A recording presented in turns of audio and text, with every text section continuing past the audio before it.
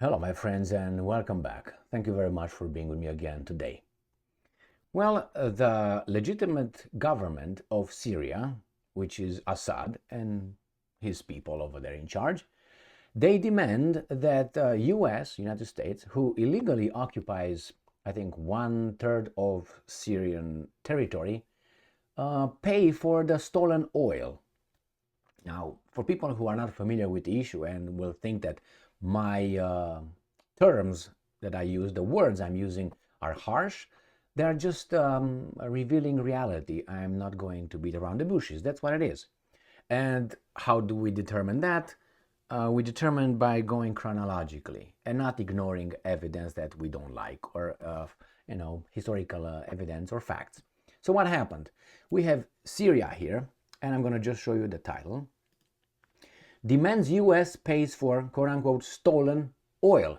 Now, for people who are ostriches, they don't know what I'm talking about or the Syrians are talking about. It's okay, I will tell you.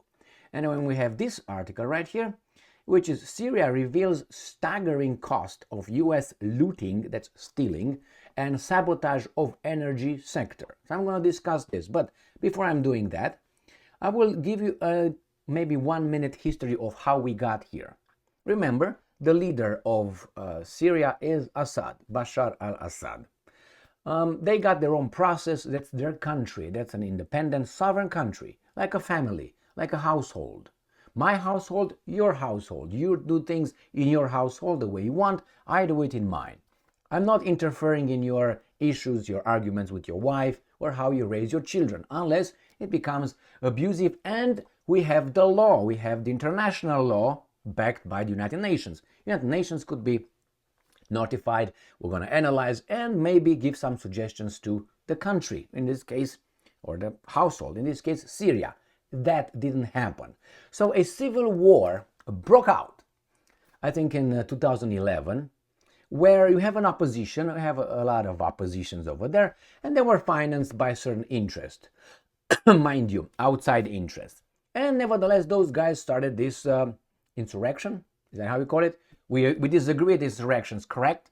Correct. Right, Al Capone? Yes. So we disagree with that, but somehow we agreed with that. We meaning the US government. And what happened? There were two factions fighting. We got ISIS also in the area. ISIS is ISIS morphed from Al Qaeda, right? And more from some Mujahideen that fought in Afghanistan. According to my information, if you have a different one, you let me know, okay? Because if you look at Osama bin Laden or blah, blah, blah, blah, blah, blah, and not only. So somehow Syria is in the Middle East. Now the Russians help Bashar al-Assad, whose forces lose against these insurrectionists, how you want to call them. And remember, Bashar al-Assad was the legitimate leader of Syria and still is. So then with some help from outside, then the Russians, at the legitimate government's request, the government requested Russian troops to help them, which is legal, by the way. They come in and they pushed back these guys. The Americans come in immediately, like in the Second World War with a D-Day landing. So the Russians don't, in this case, the Russians, then the Soviets, do not take over whole Europe. And we got to stop this guy right here. Because remember, when this guys landed in the D-Day, Stalin and his bunch were already liberated their entire territory of Soviet Union. And they were marching west. So we got to do it. Stalin asked these weasels in the west 2 or 3 times to open a different front, another front, to have the Germans turn around in from Stalingrad and their offensive Barbarossa operation. But they didn't. They were waiting. What the hell they were doing? Read history, and if you know, good for you. Now what happened here? The Americans landed at the request of whom exactly? The insurrectionists? The guys who were fighting the how do you call it? Civil war. That's how they call it. Civil war. It was not a civil war. It was some people wanted to topple the government, clear and nice, and not a civil war. But anyway, they got in and they stayed in. They landed without any United Nations authorization. That means illegal. So United States landed with military, fought over there, took over the Syrian oil in the northeast of the country, which is 90% of the Syrian oil located, and have been staying over there for some time. The Brits are over there and other NATO people. And the Bashar al-Assad is still the legitimate, recognized leader of the country, but he can't have these guys leave. And they talk about Russia in Ukraine, sovereignty, independence, okay? So it's such hypocritical as well. A lot. And now we have Syria saying, you know what? I want you guys out. You took, because that oil that these guys are sucking is not going to the Syrian people. Where is it going to? Where do you think? First, it's not your business to suck it out of my land. Okay, just so you know. So now we find out how much US is looting, because how you call that? Under international law, your presence in Syria is illegal. Any person that is killed over there, it's a war crime. You're not supposed to be there. But anyway, two different set of rules, I guess. So let's see the staggering cost of US sabotage and blah, blah, blah. The United States presently occupies about a third of Syria and has plundered billions of dollars worth of oil and food from the war-torn country in an attempt to suffocate Damascus in submission economically after the failure of CIA dirty war to topple the Assad government, according to Russia Today. Syria's foreign ministry has decided to remind the United Nations of US crimes against the Syrian people, sending letters to United Nations Secretary General Antonio Guterres and Security Council President Ferit Hoxha, demanding action to put an end to Washington's illegal behavior. Oh, we love international law, don't we? We love a rule-based order. Well, in a summary of the letter published by Syrian media, the foreign ministry reminded, so that means I did it before, that, and I'm quoting, the US, its tools of terrorism organizations and militias continue to violate Syrian sovereignty and plunder the country's wealth and strategic resources. Accurate? And quote, Damascus demanded accountability, compensation, an end to, and I'm quoting, the illegal presence of American forces, correct, and the, quote-unquote, return of lands it occupies and the oil and gas fields of the Syrian state. Correct? Correct. They talk about taking Russian assets illegally seized by third-party countries. You know, they're not involved in what's going on in Ukraine, supposedly, okay?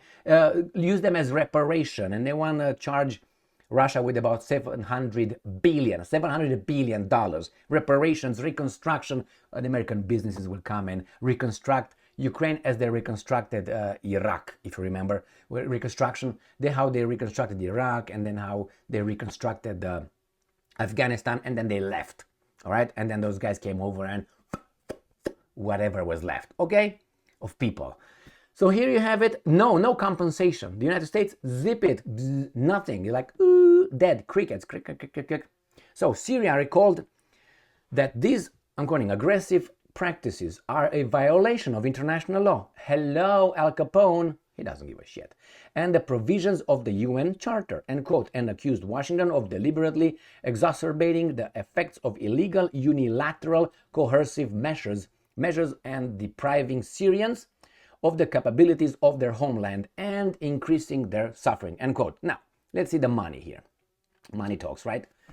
The foreign ministry estimated that the total cost of the aggression, looting, and sabotage, I'm quoting, by US forces and their terrorist tools have now reached a staggering of $115.2 billion. Almost as much as these guys gave aid to Ukraine.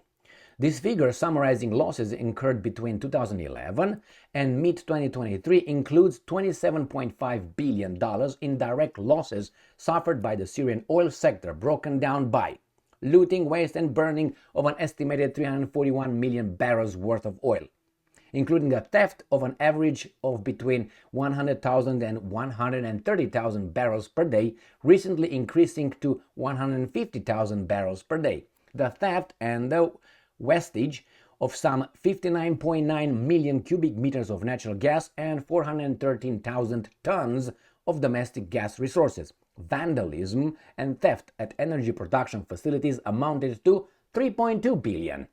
Damage from the bombardment of Syrian oil and gas facilities by the US-led coalition amounting to $2.9 billion.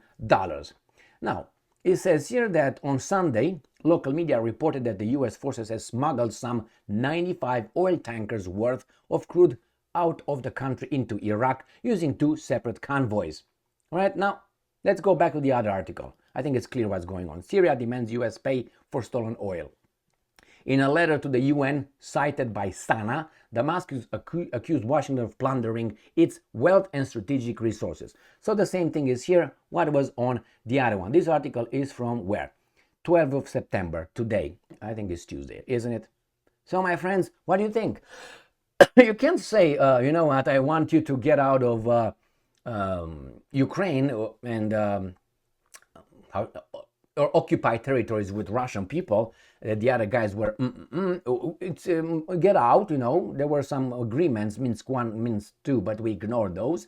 But I am in Syria, sucking and fucking. Is that how it is? Yeah, that's exactly how it is. So if you have any doubt on how this world functions, it works based on power and interest. What the hell? You have any other doubts? So when these guys, you hear these guys here saying about the international law, and they say about the rule-based world order, this is what they mean. We do whatever we want, and we hold you accountable to everything you do up to our standards, and we can close our eyes here, but we can open them over here. That means when our buddies are doing this, when you do the same thing, and we don't like you, why don't we like you? What the hell?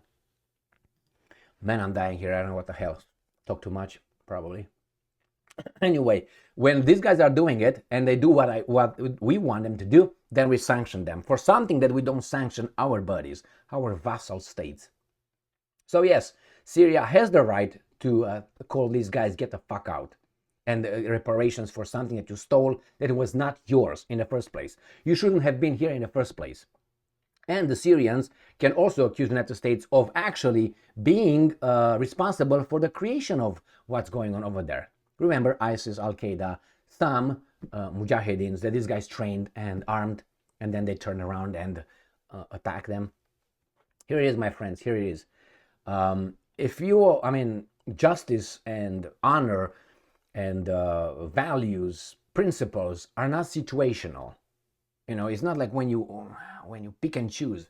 No, it's always. And you can go all the way, regardless if that's a relative of yours, that's a loved one, it's an enemy, it's a regular person. Let's put it this way: you apply the law equally. And the problem here is I don't like this hypocrisy when I'm yelling at everybody else, but my closet is full of bones and other things. I don't like that kind of thing. At least, be a little bit more toned down. Don't be so, don't be lecturing everyone like this. Don't be the moralist of the world. You don't have that capability. History shows you dropped 2 atomic bombs, the only country in the world. So with that being said, when I hear them saying, North Korea should not have that, Iran should not have it, nobody, until I say, what are you talking about? What are you talking about? I'm not saying they should have, but you should tone down your demands and impose sanctions for a country that has something this much as you have, and you also used it, and accuse them of wanting to use scenarios when you used it, and you're proud of it, to say the least. I never heard anybody calling Harry Truman and the guys who made the decision on dropping those 2 atomic bombs as war criminals. Have you? I'm talking about here. And by by evidence, by fact, how do you call that? Don't give me they shortened the war and saved our boys' lives. That's true. But if we use only that, then can Putin use the same argument? You see how dumb that argument would be? So then what's left?